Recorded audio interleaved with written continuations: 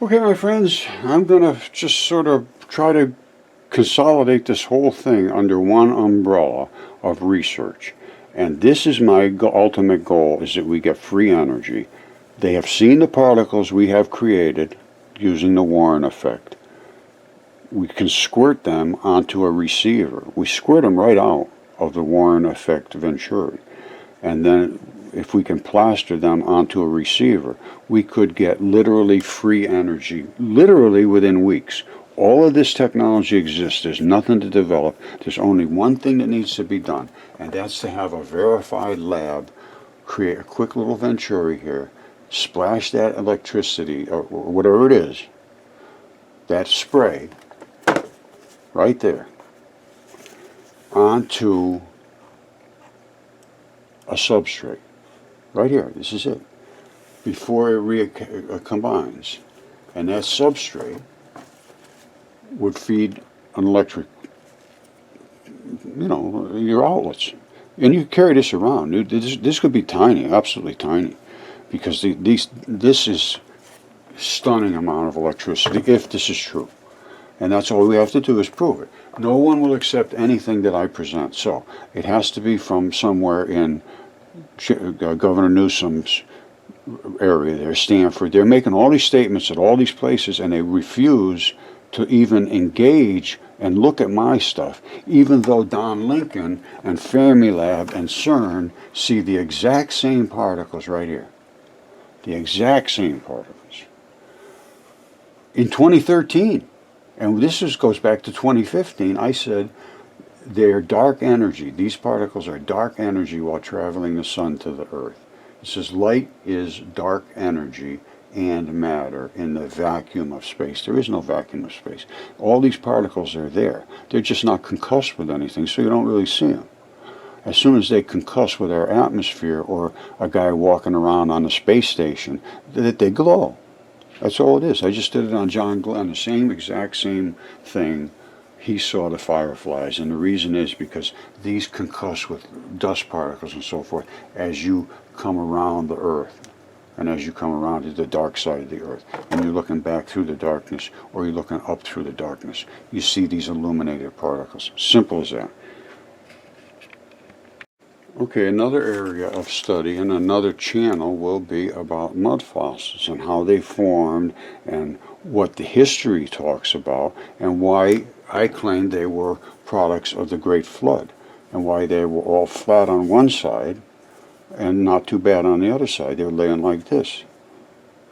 That's my friend Augustus Caesar. And I put in hydrogen peroxide into his artery the other day, and it just bubbled like crazy because there's catalase in there, which is an enzyme created by creatures, and it's to break oxygen out of blood. So what we need to do is study, and this has been DNA tested, and I'm going to show some more in the a microscope about how these things bubble up from the veins and arteries. And I found something extremely interesting with a couple of meteorites that we'll go into a little later. But what has to change? These fields have to change. We have to look at geology completely, start all over again, 100% start over again. It's not what it's basically biology. Now, atomic physics and light, well, we know what it is now, I've shown it. Space foam, yes. It's just packed with particles of light and dust, and all that kind of debris is out there that we're pushing through. That's what's creating our heat against the scrub of our atmosphere as we spin through it. History is totally wrong. 100% wrong. We've just, the age of enlightenment, turned the switch off. I'm telling you that right now. Archaeology, anthropology, our origins, the ancient myths, the ancient stories, the Greeks. What was real, what wasn't. I have found things that there's no human being alive could have ever accepted until now. And if you can't accept them now, your mind is in trouble. Because when you see something that's just 100% obvious and you can turn your mind off, then you got issues.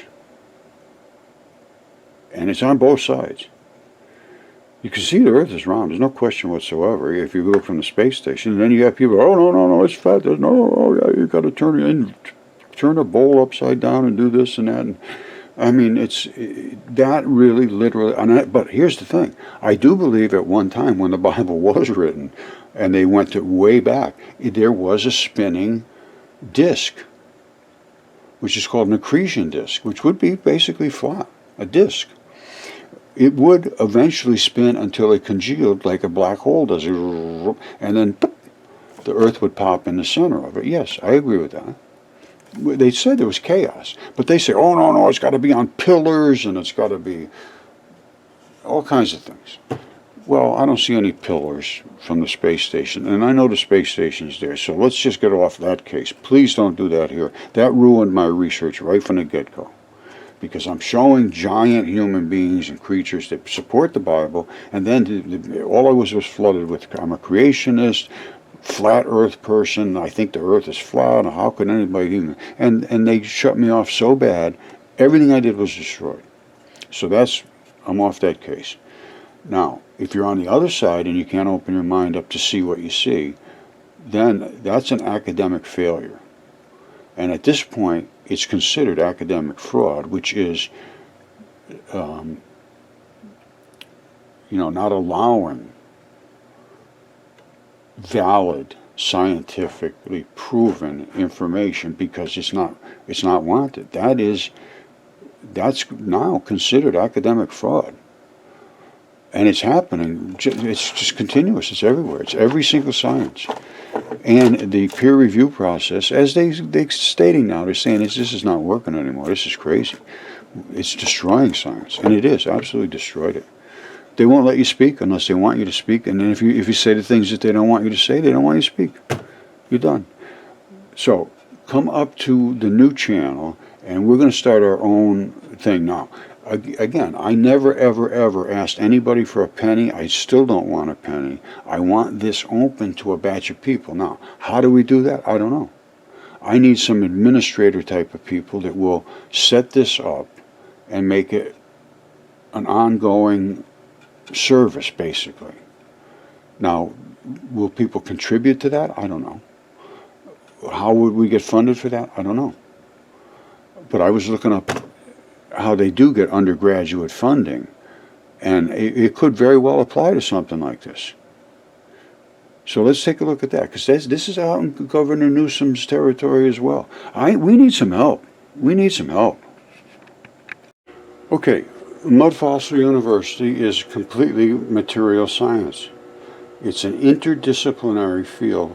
Everything is connected with everything else, and everything is properties of matter. Once you understand the properties of matter, and especially the physics, everything just sort of falls in line after that. But you have to get to the bottom of the line. And if you don't have an explanation for what dark matter is and what gravity is and all of the things, they have no explanation for any of that right now. And then they're making projections about wormholes and all kinds of crazy things. We are going to stay with material science. Now, I said right here, we want to take a quick look at this because this is Stanford. Now, this is out in Governor Newsom's area. All right, here's what I'm going to ask is Governor Newsom to do what he was talking about doing, is to make this urgent program. And it doesn't have to be any big deal. We just have to show that we can create more energy at the output of the venturi than it took to make the output. If we have excess energy here, we are absolutely golden. So that's all I'm asking for. And I can show very, very simple how to do that, and with the most basic tools. Now, this is their research grant program, and it's closed now apparently. So, but this should exceed a closed program, and see right now it's closed. But anyway, what we need to do is get some little group of, just a couple of undergraduates, and there's no money involved here. All it is like a construction laser. That's all we used to create these effects. And a venturi, and that venturi is called a Warren effect. It creates a Warren effect. And what it does is it pinches the light waves. They call them light waves. Well, coming out of this red laser, or any laser, how big do you think the light is? You think it probably got to be very, very tiny, right? Well, that's what you would expect, but that is not the case. All right, you would think that a light particle would be really tiny, which it is. However, you see the size of this ball? This is like a gigantic basketball. And when it originated, the particle that creates that magnetic field is just tiny. They're tinier than these little dots here. But because they have energy, they glow. And because these are pushing through, these are the ones that really glow. The more you push, the bigger the field. This is nothing more than a Casimir effect. Only Casimir effect is head-on, pushing, they call it plate against plate. All it is field against field. This, we're pushing field against field this way. Only what we're seeing right now is acceleration. Just started. That is acceleration. Otherwise you would see, you wouldn't see quite this intense of a field. All this is a little red laser. This is a laser right here.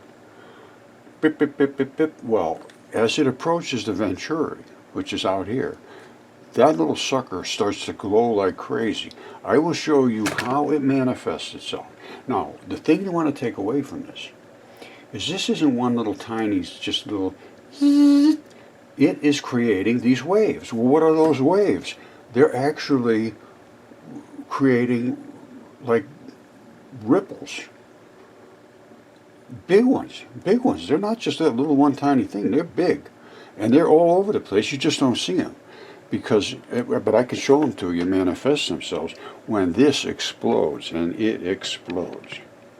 We're going to be taking a look at how to construct a venturi in a second. I'm going to take you through how that manifests itself into light, and then the muons and electron neutrinos.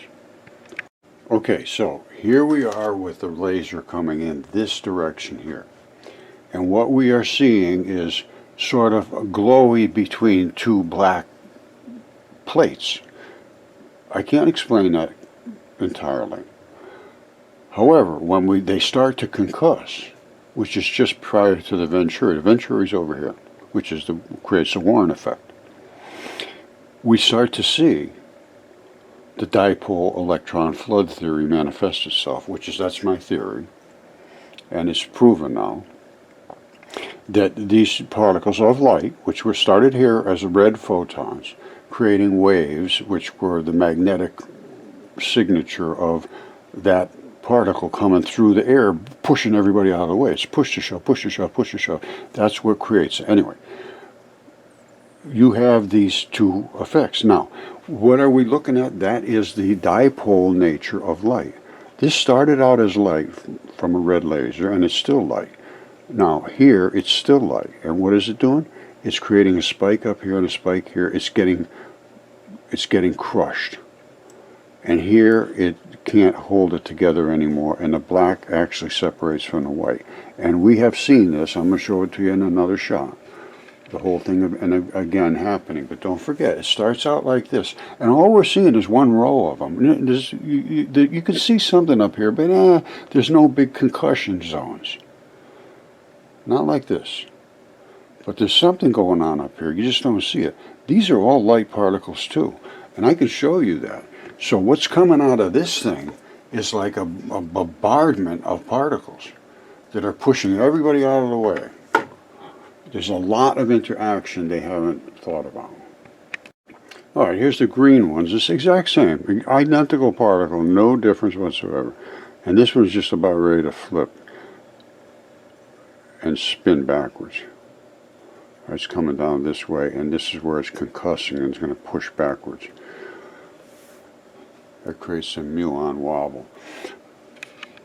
Okay, let's take a quick look at this, and then I'm going to show you that this is nothing more than the Higgs fields and the two particles, which are the electron and muon neutrinos, and then that we can divide them here using the Warren effect. This is the pulse red laser, and again, it's just a field. Tiny, tiny, tiny particle. Huge, huge, huge field. Then we accelerated it using the Warren effect, the venturi. This is coming out at us. So this is going through the venturi. The particles separate here, the black and the white. As you can see that those two particles, I've shown this so many times, I'm sure you've seen it many times. And that's the black and the white. And then they actually separate here, so that's fission. Come back here, that's fusion. And I believe this is an extraordinary amount of energy. Now, remember I told you that we're only seeing this one wave because that's exactly pointed at the venturi. And that's this wave right here. That's this one. Well, you see all these? We never saw those before. They're here. They're all over the place. But we never saw them because they're not concussed enough as this one is. This one's just getting pretty good concussed because it's being pulled forward. These are getting glowy because they're being exploded back against. This is an atomic explosion. This is a subatomic nuclear bomb. These are being pushed against just like they were buildings. And they're on fire. I'm not kidding you. All right, that particle separates and they create literally, they claim trillions of electron volts. I can't say that that's not true because all I'm seeing here is a nuclear atomic explosion. If we can harvest right here, we could run almost anything you want to run in a little lunchbox. And just so you understand, this is where the Higgs fields start, this distance out from the venturi. So right at the venturi, they're no longer attached. And all you have is these little white spritzes. And then, bam, right here, they start to reattach and create these circular fields they call Higgs fields, Higgs patterns. See? So this right here is the venturi. They're coming out of here. And bang, all of a sudden they hit right out here, and the black ones grab onto them. And that's how they spin back into particles of light. So in the interim, we have muon and electron neutrinos. When these were attached together, the black and white balls, and then the muon just stayed with the black ball. You see it all the way around, all the way around. It's a fixed particle. It can't change. That was known long ago. The electron neutrino was the white ball which was attached to it. And that one just turns into a shower, which, there it is. And then the black one comes back and attaches instantaneously, which they also claim, yes, that is true. They understand these things happen, but they see it as a ball of debris from a head-on collision, just a huge ball of trash, really. It's debris. We are squirting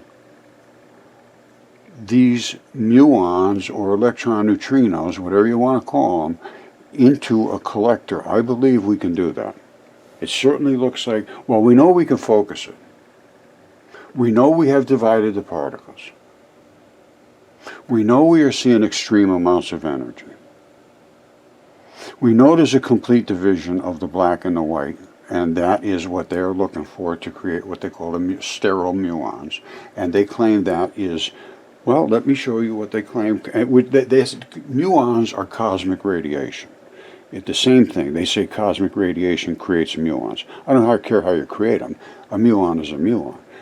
That's what we're looking for to have this energetic interaction. All right, the people I'm pointing this towards have absolutely no question they understand what I'm talking about here. There's certain what they call electron volts, and that's a unit of energetic power. And to create visible light photons that we see, it takes only 1.5 to 3.5 electron volts. That's to create visible light. And then you get up into higher energies, like the energy for X-rays in photons is 0.2 million electron volts. Then you get up into nuclear decay, which will kill you. Alpha particles are 10 million electron volts. Then you get up into cosmic ray energies, which are the energies I'm talking about. They can run from 1 mega electron volt up to 1,000 trillion electron volts. That is a huge, huge increase in energetic value. If you could get to a billion. Just think that's from 10 million to a billion. Think of the excess energy. That's what we're dealing with. And I see that excess energy. And, you know, like I say, I don't know if I showed you this, but what was Cornell here, they did this 2013. I talked to them about this. I believe I talked to them. And I talked to, of course, Fermilab and CERN, and I went to the University of Geneva, and I explained my whole thing to them.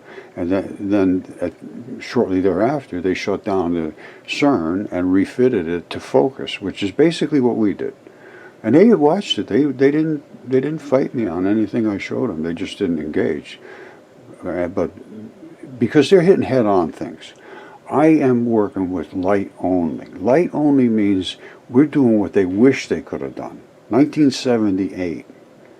Look up CERN as a photon collider, and they'll talk about 1978. They had a special commission talking about how they could possibly use photons instead of protons, and they just dropped it.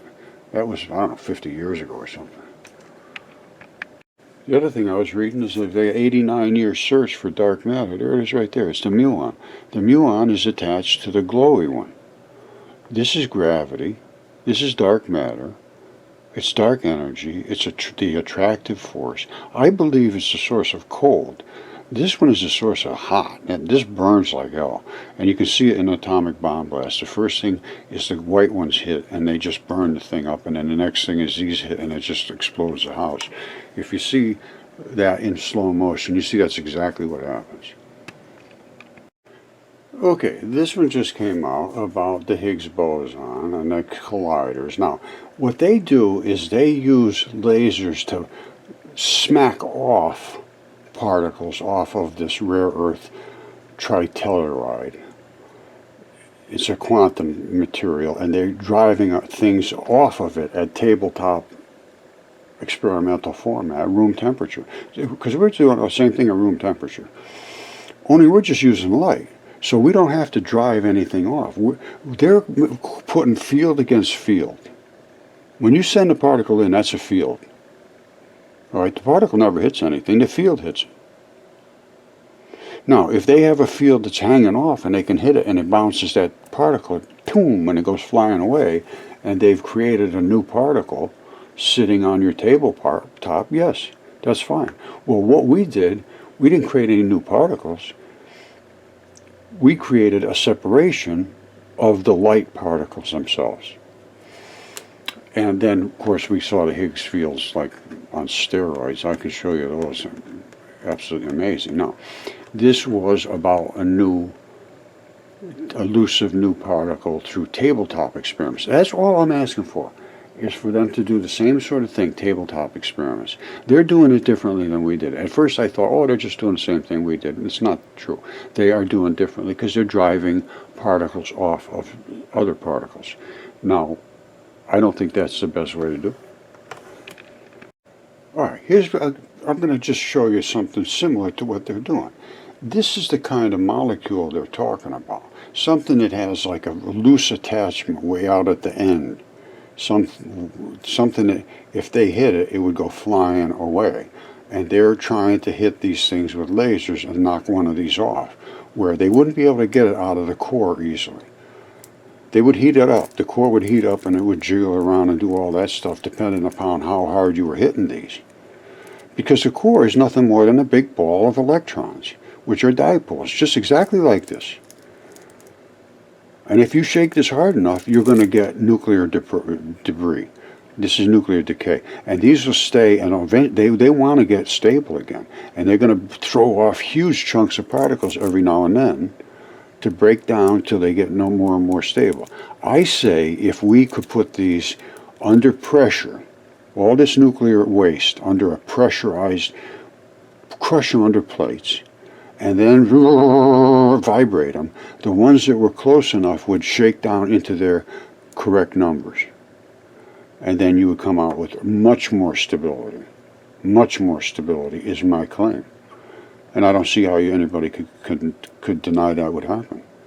you would be forcing these particles, which are disparate. They're all over the place, and they want to be in a balls. They want to be in nice tight balls. So eventually they go snap, and when they do that, they throw off a chunk. That's what alpha radiation is. That's what big particle radiation is. All right. What we want to do is push them back down, and when they get tight enough and close enough, give them frequencies and run them all up and down the frequencies. Or for months, I don't care, years, and get them to shake themselves down into stuff that you could actually probably leach out of there using normal chemistry. And then you would be reducing your radioactive signature and getting back rare earth metals and things at the same time. That's what I think would happen. All right, everybody wants to know about this venturi and how it's very, very, very simple. Rod used 2 finishing nails, literally just exactly like that. He had 2 finishing nails side by side, and that created enough of a venturi to force the light to go between those rounded surfaces. Not like a single slit experiment where they put it through like a razor blade. This forced the fields to crush each other, creating what we call a Warren effect, and right at that venturi. Now, and so think of these as 2 finishing nails coming up. Now, it depends on how close you put them. I don't know how close he had them. I had a lot of trouble, I got to be honest with you. He's fabulous at it. But basically what you're going to be looking at is something that would give you this kind of an effect, where that laser, these balls of light, because they're huge, they have to crush down. Only the white ones can get through, the black ones can't. So my thinking would be that this particular orifice coming through here would be approximately somewhere close to the size of the black particle. So the black particle is just too big to get through. We have seen that, there's no question about that. It can't get through. Only the white gets through. Now, does the white push the black out of the way? I don't know, I don't think so. Anyway, what I would say was to start with something like a caliper. You can start almost flat right together with nothing at all. And you set it up like this as your venturi. All right, instead of having the nails, you would have this out at the end. And you'd run it right through that. Now, this you'd have to taper somehow, like coming into it, to make a Warren effect device, a venturi. All right, whether it's rounded, you might have something you can. People are pretty tricky. I won't have to worry about that. If you're an engineer, you'll figure this out in 2 seconds. Now, tight together, you got almost nothing. Back at it, back. All of a sudden, you start getting that spray. You're golden. Now, Rod has been doing this for, oh man, a long time, 10 years almost. Well, probably at least that.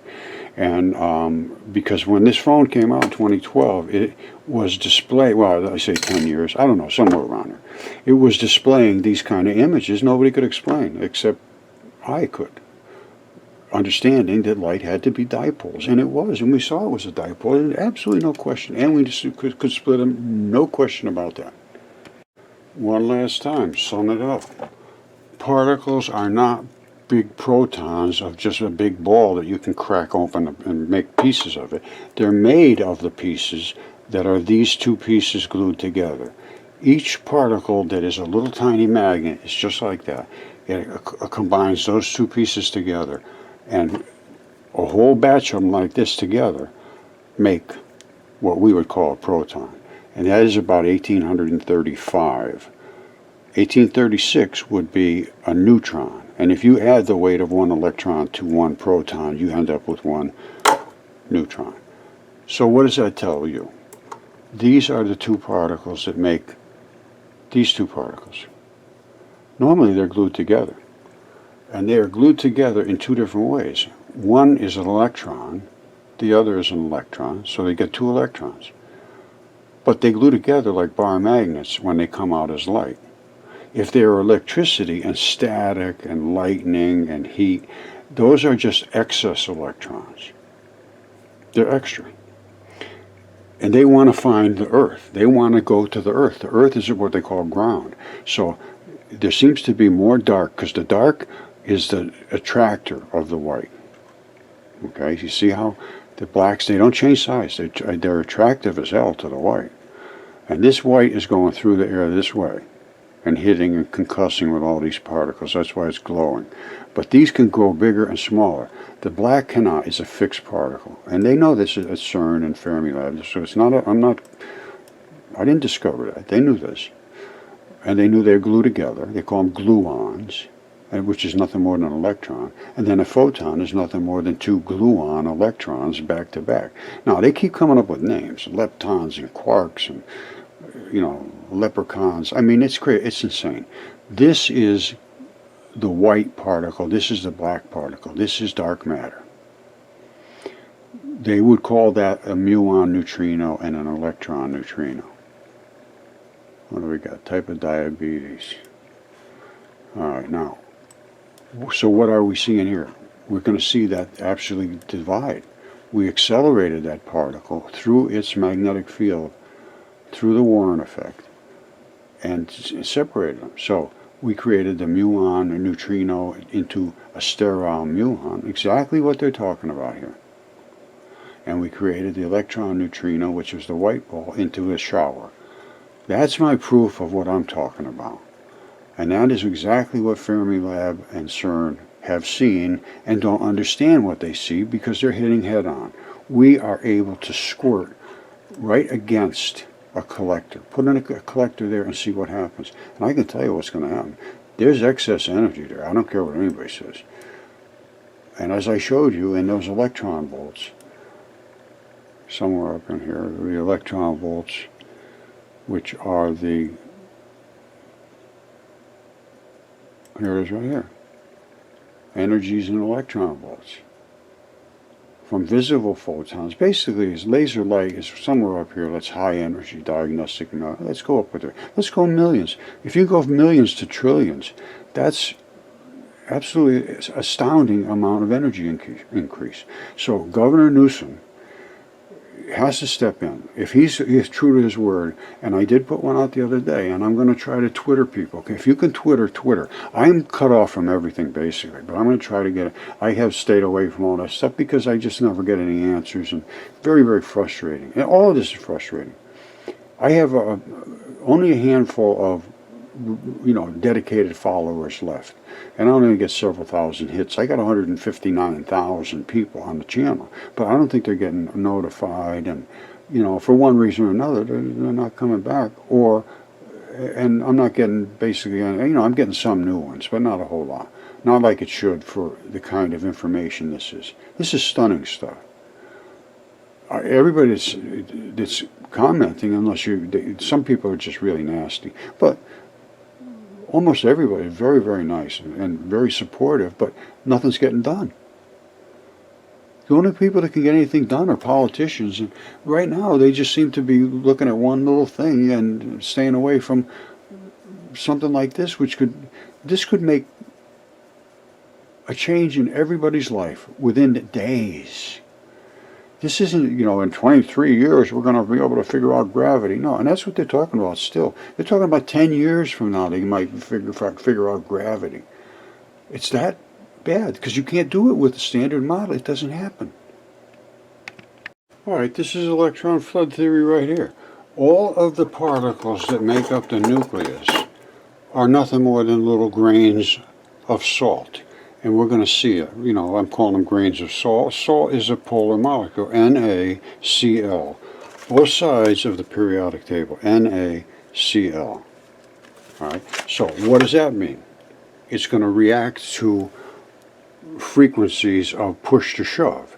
And that's what a frequency is. It pushes up, it shoves back down. Pushes up, shoves back down. How many times does it happen in a second? It means hertz. So how many times in a second are we going to start out with? The smallest particles are going to go, and they're going to lock in at a very low rate, but there's going to be very non-complex particles. The higher up frequency you get, the higher the complexity becomes. This is literally identical to what you would see at helium and hydrogen. Then you go up to the rule of 8, which is the next line, and you're going to see a line of 8. So what did we just witness? All of these things laying around, and then at a certain frequency, they find a home and they say, "Ooh, that's nice," boom, and they lock in. And that's what's called a rule of 8. And it just keeps getting more and more complex, but you still maintain that rule. It's got something to do with valence shell bondings and how they want to be stable. These are the stable gases, basically. Anyway, noble gases. Now, watch what happens as we come way out. I don't want you to have to watch the whole thing, but here's some way out here. All right, well, and then they'll just get stable. Watch, bang. Look at how unbelievably excellent this is. How they come at a stability.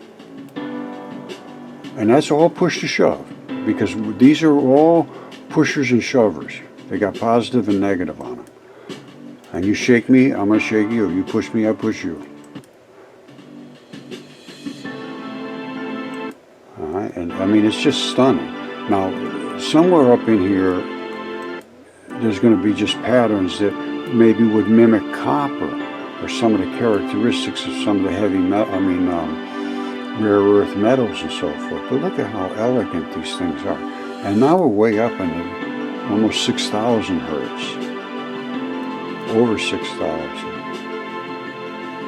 Anyway, it's pretty incredible. And I believe this pretty much proves electron flow theory, and that the nucleuses are made in that particular way. And at a certain point, this nucleus will become stable with these quantities. Now, more want to come in, because there appears to be more dark matter somehow inside of these, and they keep attracting.